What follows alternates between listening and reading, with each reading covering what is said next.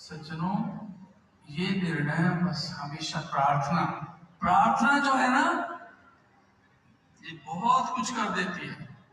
प्रार्थना बहुत कुछ कर देती है। हम आरती करते हैं। आरती का एक दिन शायद मैंने पहले भी भंडारे में कहा था, आप में कितने लोग जो रोज आरती करते हैं? जरा हाथ खड़े कर दो। ठीक है लीजिए,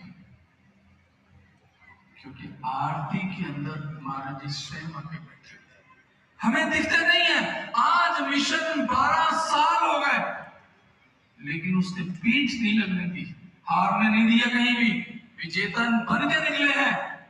ये उसकी पूर्णता की निशानी है।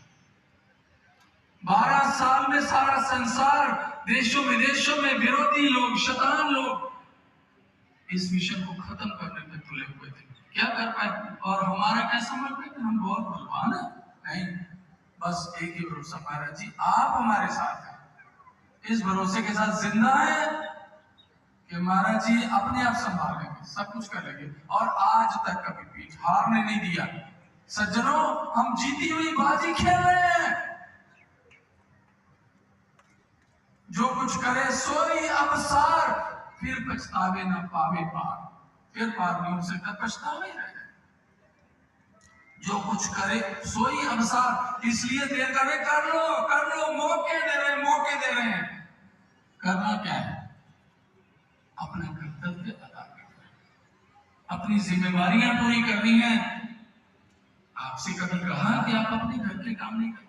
घर के काम करो, बच्चों को पालो, माँ बाप की सेवा करो, राष्ट्र की सेवा करो। कर्तव्य है, ये प्रारब्ध है, करना ही चाहिए एक इंसान को। लेकिन अपनी आत्मा के कल्याण के लिए यही टाइम मैनेजमेंट है, यही वक्त का तकादा है, और इसी चीज को समझना है। सज्जनों, हम आरती करते हैं क्योंकि हमारे मन में ये है कि भगवान जी, महाराज जी हमारे आरती, क्योंकि ये महाराज जी ऐसे नहीं है।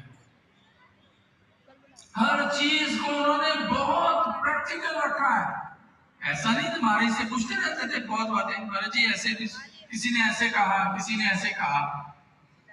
बात यह है कि महाराज जी बेकार की बातों को, जो आज बात धर्म के नाम पर हो रही है, इनको मानते नहीं थे और रच के खंडन करते थे, और प्रैक्टिकल बात करते। इसका मतलब ये है वैज्ञानिक दृष्टिकोण से, क्योंकि दुनिया तभी मानेगी जब, समाधि को भी साइंस तभी मानेगी जब कुछ ऐसा विलक्षण होगा।